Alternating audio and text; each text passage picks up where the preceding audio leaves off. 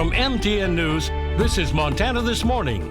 Coming up, the push to privatize Metra gets an out-of-state endorsement. We had generated over $5 million of profits. Plus, a nationwide human trafficking investigation brings FBI agents to Billings. The appetite for commercial sex with juveniles most certainly exists in Montana and certainly in Billings. And a rescue effort all about the birds. Pulled over and noticed he had a big wound on his wing, obviously not in good shape.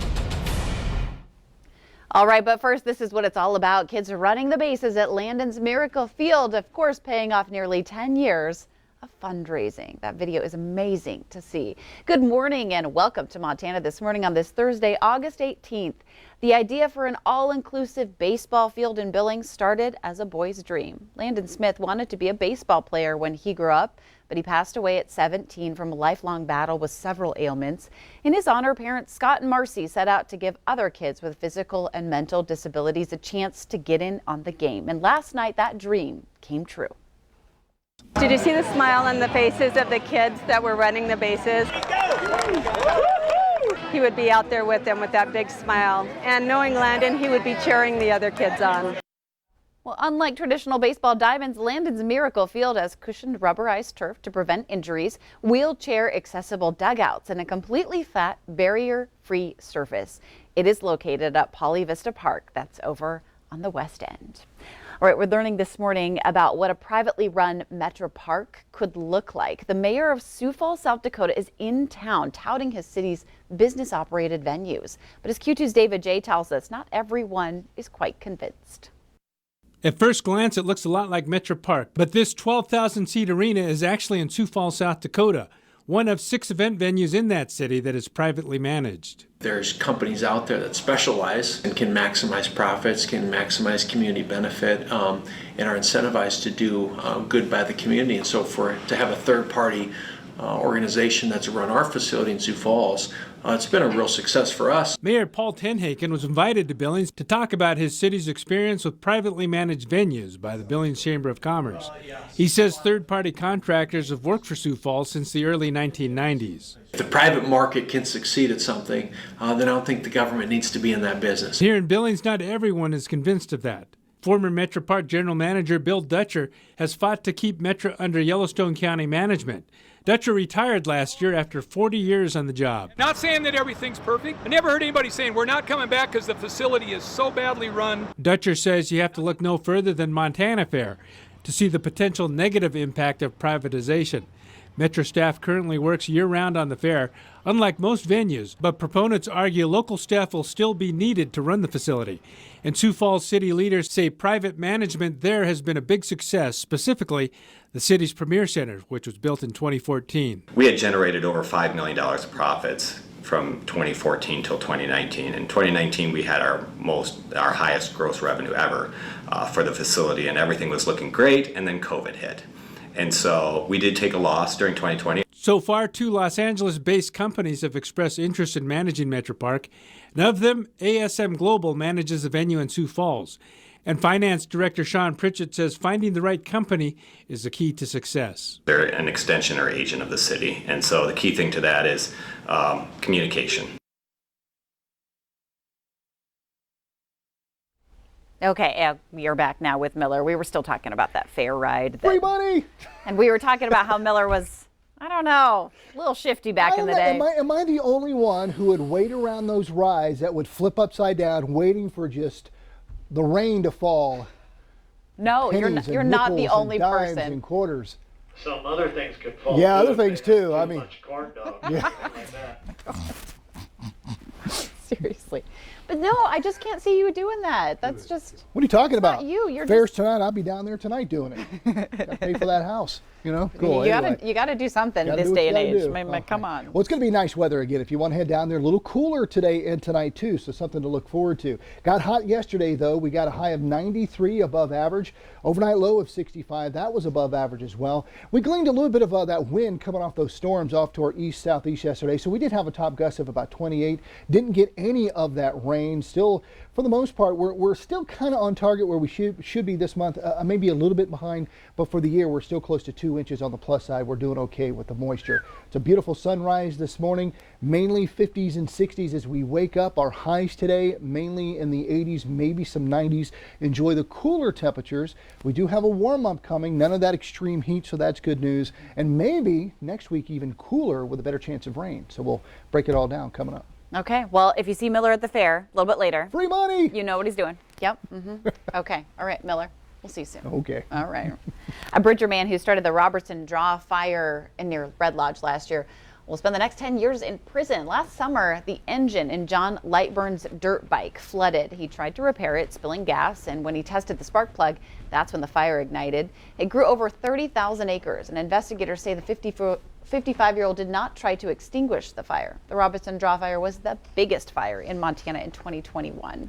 The FBI is sharing results from a nationwide human trafficking sting identifying 4 sex workers in Billings. Across the entire United States, Operation Cross Country found 84 minors being trafficked, 37 of whom were actively missing children. 85 suspects are now in custody for child exploitation and trafficking. However, the sex workers identified in Billings were all adult women, none of which will be arrested.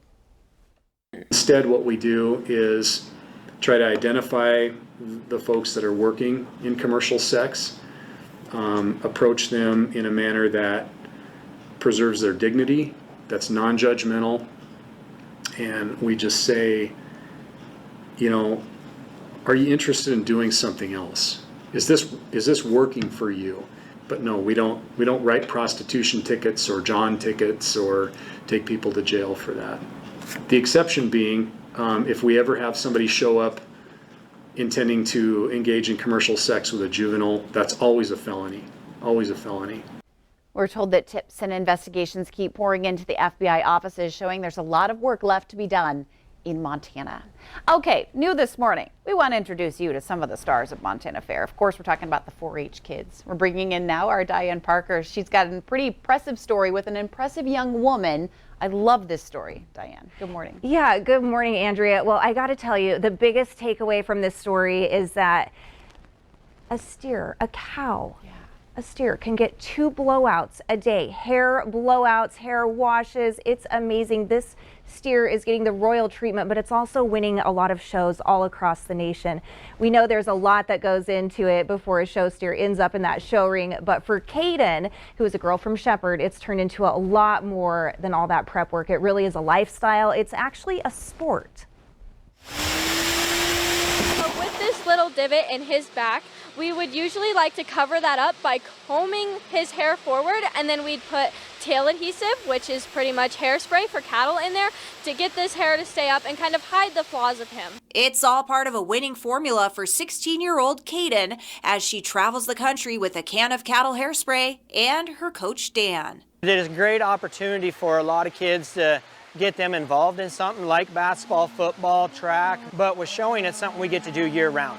These kids have one activity, and that's going to shows. And winning shows. Montana Fair is one of the last stops on the circuit for Kaden and her steer Loki, and no surprise, she took home Grand Champion Market Steer and Senior Showmanship first place. If you help a kid build their dreams, they will pursue it. If you got a basketball coach, he's going to be behind them kids and try to get them as involved as he can into basketball. And we're trying to do the same thing with showing. My mother found Dan Vanek on Facebook, and we went to his clinic and really enjoyed it. We ended up buying a steer from him, and I've been showing with them for 5 years. Vanek Club Calves in Cilicia, Montana is known nationwide for its strong bloodline, selling award-winning show calves at its annual auction each fall for an average of $4,000. Got steers right now anywhere from Florida to California, Texas. Steers have held up. I mean, the one show this calf was in, there was 270 head that he was reserve champion. That steer was Loki, and so far he's taken at least 10 winning backdrop photos with Kaden just like this, from Montana to South Dakota, Colorado, and Utah. This is like my whole life. This is all I do. I wake up at 6 a.m., wash and blow, feed my steers. I get them up about 7, 8 o'clock at night. I wash and blow them again. I take them out and I walk them around and I practice with them. Practice and genetics makes perfect. No guts, no glory is the sire. Loki is definitely basking in all his glory as he soaks up 2 baths and blowouts a day. All right, so Andrea, I learned on this story that the baths and the blowouts every day, it really helps condition the hair so it grows better, and then she can, brush it and cover up those spots that are just a little bit imperfect. So there is a purpose to that. Maybe if we all did that, we'd have better hair. I don't know. I wanted to know. I was like, is Loki a diva with all of that pampering every day? I mean, Loki seems like a diva. Like, Loki gets to hang out in an air-conditioned building all day. It's a good life, man. Right? It's a great life. Beautiful looking steer. Yeah, so beautiful fluffy. looking steer. I've also been out to that auction that they have, and some of those steers they're selling for up to $11,000. So it's a pretty impressive operation, but this is, like they say, it is a sport. Yeah. Yeah. Good for those kids. I like seeing them succeed like that. Yeah. Okay, well, what else do you have for us later in the show, Diane? All right, well, I'm going to be visiting with University of Wyoming political science professor Jim King for analysis on this week's primary election. So we'll have a lot there for you. Yeah, a lot of people are still talking about that one. It'll be fun to hear from him. Yep. Okay, we'll see you soon. All right, see ya. All right, 2 strains of monkeypox virus getting a name change. The World Health Organization will drop monkeypox to prevent patients from being stigmatized. Strains will now be identified using Roman numerals, and the number of worldwide cases now sits at 35,000. There's more than 12,000 cases in the U.S. Happening today, the Trump Organization's longtime CFO is expected to plead guilty to tax violations. Alan Weisselberg allegedly failed to report close to $2 million in free rent and other perks from the company over several years. The 75-year-old is facing several months in jail. A bald eagle getting a second chance at life thanks to one of the Magic City's Good Samaritans. Josh Tometz likes watching the majestic bird perch on a power pole. But when he came by earlier this week, he found that the juvenile eagle was on the ground. The bird was apparently shocked by that power line down for the count. So Josh called Fish, Wildlife and Parks, and officials came rushing to the eagle's aid. Without his help, they say that eagle would have died. So I just went and got a chair and tried to get some shade on it for a while as that was their advice, and then grabbed a spray bottle and just hosed it down and tried to keep it cool until they got here. The video of that rescue is amazing to watch. Those birds are so big. The eagle is back on its feet and continues to recover at the Raptor Center, which is in Bozeman. Good for him.